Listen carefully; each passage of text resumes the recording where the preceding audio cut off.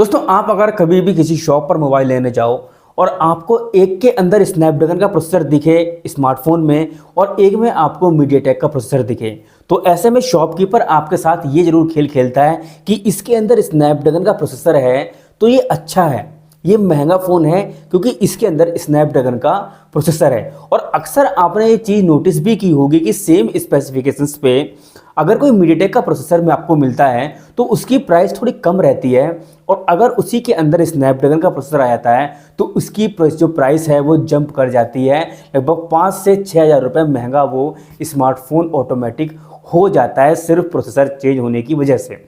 तो ये चीज़ काफ़ी हद तक सही भी है क्योंकि जो क्वालकॉम है वो स्नैपड्रैगन का प्रोसेसर बनाता है। और अभी जो रिपोर्ट निकल करके आई थी पीछे कुछ दिनों में, मैंने आपसे डिस्कस नहीं किया लेकिन मैं आपसे कब कर देना चाहता हूँ। तो उस लीक से, उस खबर से ये पता लगा था कि जो हमारा स्नैपड्रैगन का 8 एलीट प्रोसेसर है इस समय, उसकी कीमत लगभग $200 है, और जो डायमेंसिटी का 9400 है उसकी कीमत है $155। और आपको मैंने भी कंपैरिजन करके दिखाया है कि स्नैपड्रैगन 8 एलीट और डायमेंसिटी 9400 में लगभग एवरीथिंग इज सेम, कुछ भी ज़्यादा चेंजेस नहीं हैं, लेकिन इनकी प्राइसिंग में लगभग $40 का डिफरेंस है। तो ये चीज़ एक बहुत ज़्यादा अजीब वाली है।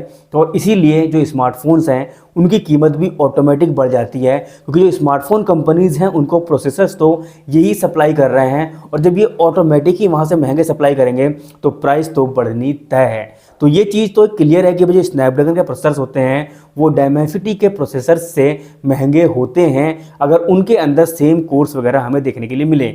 सपोज मैंने आपको एग्जांपल दिया है डायमेंसिटी का 9400 का और जो हमारा स्नैपड्रैगन 8 एलीट है उसके बारे में। और अभी न्यूज़ ये निकल करके आ रही है कि जो स्नैपड्रैगन 8 एलीट जेन 2 होगा, यानी कि 8 एलीट जेन 2 जो आने वाला है उसकी जो प्रोसेसर की कीमत है वो मिलने वाली है $250, यानी कि यार $250 का तो फिलहाल एक अच्छा स्मार्टफोन आप बाय कर सकते हो। उतनी कीमत में क्वालकॉम सिर्फ अपना प्रोसेसर बेचेगा इन मोबाइल की कंपनीज़ को। तो आप समझ सकते हैं कि इस समय क्वालकॉम के प्राइस कितनी ज़्यादा बढ़ चुकी है, और इसी वजह से जो प्राइसिंग है हमारी स्मार्टफोन्स की वो भी जंप करती जा रही है। इसीलिए जो बहुत सारी सीरीज़ है, मैं अंडर 20,000 मिला करती थी, वो आज 30+ जा चुकी हैं। लाइक रेडमी की सीरीज़ ले लो आप, रेडमी नोट प्रो वाली सीरीज़ है और जो प्रो प्लस बन चुकी है, तो वो सीरीज़ हमारी कभी पहले लगभग 18-19,000 में हुआ करती थी और आज उसकी प्राइसिंग 33-34,000 है।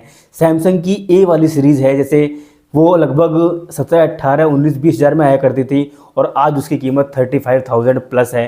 तो ये काफ़ी ज़्यादा डिफरेंसेस आ चुके हैं उस टाइम से अब टाइम में, क्योंकि जो प्रोसेसर्स हैं उनकी कीमत भी बढ़ चुकी है। अब आज के इस वीडियो में हम ये बात करने वाले कि आखिर क्वालकॉम के जो प्रोसेसर हैं उनकी कीमत डायमेंसिटी से ज़्यादा क्यों होती है। असल में जो हमारे प्रोसेसर्स होते हैं वो बहुत सारे चीज़ों का एक मिक्स कॉम्बिनेशन होता है, जिसके अंदर आपको CPU अलग से लगाना पड़ता है, GPU अलग से लगाना पड़ता है, ISP अलग से लगानी पड़ती है, AI की चिप अलग से लगानी पड़ती है। तो ये सारी चीज़ें हमें अलग से इंस्टॉल करके उसको एक सिस्टम, एक चिप में बनाया जाता है और उस पर ही हमारा जो स्मार्टफोन है वो रन करता है। तो इसी के ऊपर जो इसको पूरा फैब्रिकेट करने का सिस्टम है, इसको बनाने का सिस्टम है, इसको इंटीग्रेट करने का सिस्टम है, इसके ऊपर ही इसकी प्राइसिंग का राज छिपा हुआ है कि ये क्यों महंगा है। अभी आपने देखा कि जो आर्म है वो कोर्स बनाती है, मैंने इसके बारे में डिटेल्ड वीडियो की हुई है।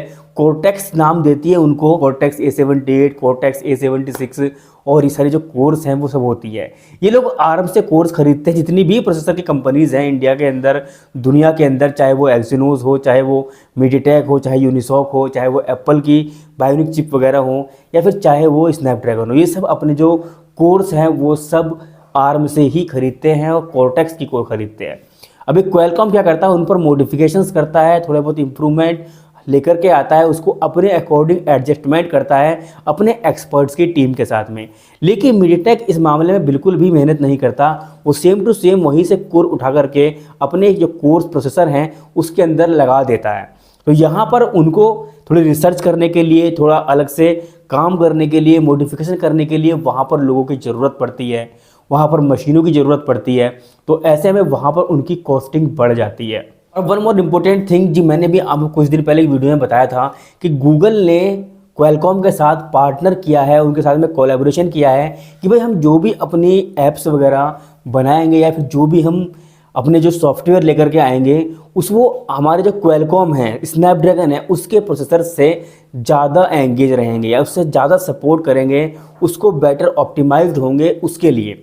ये चीज़ एक डील बनी हुई है, तो इस वजह से उसका भी कहीं ना कहीं जो पैसा है रॉयल्टी देनी पड़ती है। तो जब कोलैबोरेशन किया गया है एक इम्प्रूव्ड परफॉर्मेंस को देने के लिए, तो भाई उसकी फ़ी भी तो पे करनी ही पड़ेगी। और ये चीज़ आपने नोटिस भी की होगी, बहुत सारी ऐप्स ऐसी हैं, बहुत सारे गेम्स ऐसे हैं जो अगर आप स्नैपड्रैगन के प्रोसेसर जिसके अंदर होते हैं उन स्मार्टफोन पर चलाओगे तो वो स्मूथली रन करते हैं, बट जिसमें डायमेंसिटी के प्रोसेसर्स होते हैं उन पर उतनी अच्छी तरीके से वेल ऑप्टिमाइज्ड नहीं होते हैं। ये चीज़ आपने भी नोटिस की होगी, कहीं ना कहीं रियल लाइफ में, डेली लाइफ में चीज़ देखने के लिए मिलती है।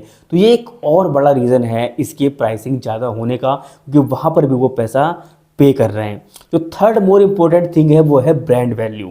अब यहाँ ब्रांड वैल्यू की हम बात करते हैं यार, जाहिर सी बात है अगर आपका नाम किसी जगह हो गया है, आप अच्छे काम कर रहे हो, आपका नाम बन गया, अगर आपको चीज़ अब मार्जिन, आपका प्रॉफिट मार्जिन कहीं 5,000 रुपये भी है ना, तो आप उसको बढ़ा करके 7, 8, 10,000 भी कर दोगे तब भी आपकी चीज़ें बिकने वाली हैं, क्योंकि वहाँ पर आप अपने ब्रांड वैल्यू का फ़ायदा उठा रहे हैं। और ब्रांड वैल्यू बनते हैं आपके यूज़र्स के ट्रस्ट से। यूज़र ट्रस्ट करते हैं क्वालकॉम को, और इसीलिए वो एक क्वालकॉम के स्मार्टफोन जो होते हैं जिस पर क्वालकॉम के प्रोसेसर लगे हुए हैं उनको 2-3 हज़ार रुपये में, 4,000, 5,000 रुपये एक्स्ट्रा देकर भी खरीदना पसंद करते हैं। और यही एक बड़ा रीज़न है इनकी प्राइसिंग हाई होने का, क्योंकि उस चीज़ को जो हम लोगों का ट्रस्ट है, यूज़र्स का ट्रस्ट है, उस चीज़ को ये भुनाते हैं एज अ मॉनेटरी पर्पस, और उसके ज़्यादा पैसे एक्स्ट्रा चार्ज करते हैं ब्रांड वैल्यू के नाम पे। ये एक और इम्पोर्टेंट थिंग है कि इस वजह से स्नैपड्रैगन के जो प्रोसेसर्स हैं वो महंगे हैं। तो फिलहाल मेरी तरफ से 3 पॉइंट्स थे केवल जो मैंने बताया आपको कि क्वालकॉम के जो प्रोसेसर्स हैं, स्नैपड्रैगन के जो प्रोसेसर्स हैं वो क्यों महंगे हैं डायमेंसिटी यानी मीडियाटेक से।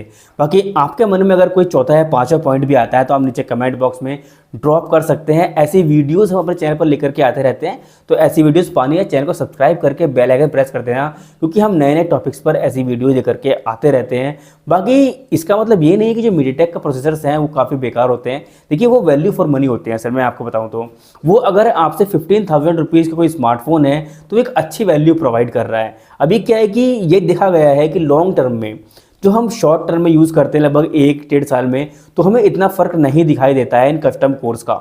लेकिन जब लॉन्ग टर्म की बात आती है 3 से 4 साल के बाद में, तो वहाँ पर स्नैपड्रैगन के जो प्रोसेसर्स हैं वो कहीं ना कहीं बेटर परफॉर्म करते हैं, और यही मेन चीज़ जो है वो ऑप्टिमाइजेशन है उसकी वजह से होता है, और ये एक बेटर इम्प्रूव जो परफॉर्मेंस मिलती है उसका बड़ा रीज़न होता है। और अभी मैं एक सेपरेट वीडियो और करने वाला हूँ जिसमें मैं आपको ये बताऊंगा कि स्नैपड्रैगन के जो प्रोसेसर्स हैं वो बाकी सारे प्रोसेसर्स से लॉन्ग टर्म में बेटर क्यों होते हैं, उसके बारे में एक डिटेल्ड वीडियो आने वाली है। बाकी मीडियाटेक अच्छा काम कर रहा है, तो उम्मीद करता हूँ गाइस आपको वीडियो पसंद आएगी। वीडियो अच्छी लगी तो वीडियो को लाइक करिएगा, चैनल को सब्सक्राइब करिएगा।